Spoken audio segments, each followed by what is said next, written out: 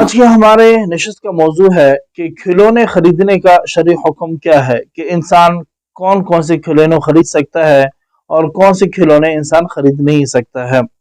عمومی سی بات ہے، ہر باپ یہ چاہتا ہے کہ اپنے بچوں کو خوش رکھنے کے لیے ان کے لیے میں کچھ ایسے کھیل کود کا سامان یا کچھ ایسے اسباب میں انہیں مہیا کروں کہ جن کو استعمال کر کے بچوں کا وقت قیمتی بنے۔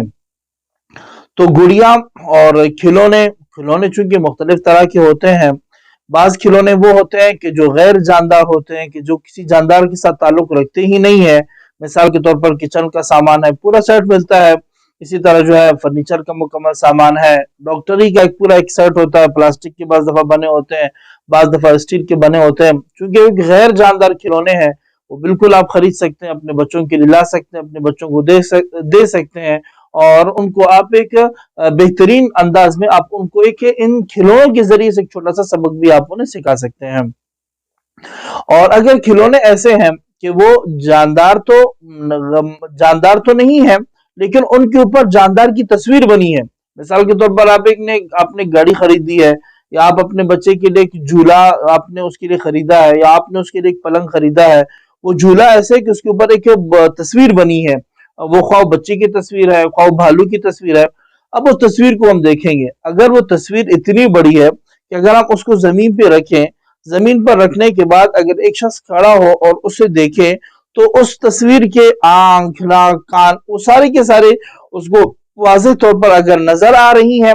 تو پھر ایسے کھلونے کے خریدنے کی بھی شریعت نے آپ کو اجازت نہیں دی ہے۔ ہاں، اگر آپ اس کو خریدنا چاہتے ہیں، پھر اس میں آپ کی یہ گنجائش آپ کو شریعت نے دی ہے کہ آپ اس تصویر کے سر کاٹ دیں۔ جب سر کٹ جائے گا بس بالکل وہ پھر تصویر نہیں رہے گا، پھر آپ اس کو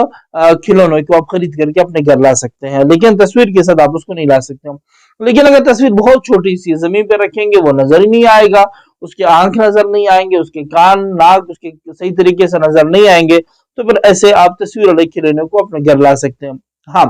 اس کی بھی شریعت نے آپ کو اجازت دی ہے کہ اگر وہ تصویر ایسی جگہ پہ بنی ہے جہاں پر اس تصویر کی اہانت اور تذلیل ہو رہی ہے، فٹ بال پہ بنی ہے، تو آپ جو فٹ بال پہ بنی ہوئی تصویر ہے، بالکل آپ فٹ بال خرید لیں، لائیں گھر میں اور لاتے مارتے رہیں اس کو، تو شریعت نے آپ کو اس کی بھی گنجائش دی ہے۔ لیکن اگر آپ کا کھلونا ایسا ہے کہ جو آپ اپنے بچے کے لیے کھلونا خرید رہے ہیں، وہ کھلونا ایسا ہے کہ وہ خود ایک بت بنا ہوا ہے، ایک بھالو بنا ہوا ہے، اور ایک جو بیبی کی اس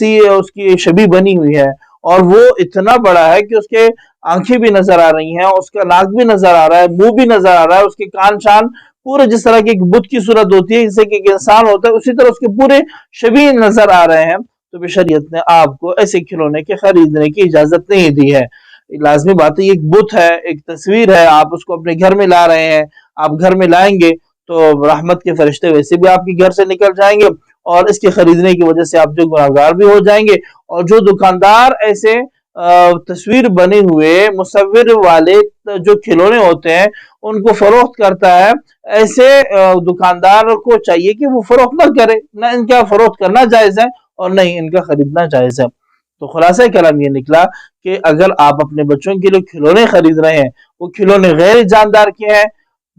کچن کا سامان ہے، ڈاکٹری کا ہے، کسی اور انجینئرنگ کا سامان آپ بالکل خرید سکتے ہیں۔ لیکن اگر آپ اپنے بچے کے لیے کھلونے خرید رہے ہیں، لیکن وہ کھلونے ایسے کہ جو جاندار کی اس کے اوپر تصویر بنی ہے، وہ تصویر کے سر کاٹ دیں، پھر بھی آپ اس کو استعمال کر سکتے ہیں، یعنی کہ کسی کھلونے پر کسی جاندار کی تصویر بنی ہے۔ لیکن اگر وہ کھلونا ہی پورا ایک تصویر ہے، بھالو بنا ہوا ہے، اس کی آنکھیں نظر آ رہی ہیں، گھوڑا بنا ہے، ہاتھی بنا ہے، اس کی آنکھیں نظر آ رہی ہیں، اس کے کان شان سب کچھ نظر آ رہا ہے، تو پھر ایسے کھلونے کے خریدنے کی شریعت نے آپ کو اجازت نہیں دی ہے۔ نہ دکاندار فروخت کر سکتا ہے اور نہ ہی کسٹمر ایسے کھلونے کو خرید سکتا ہے۔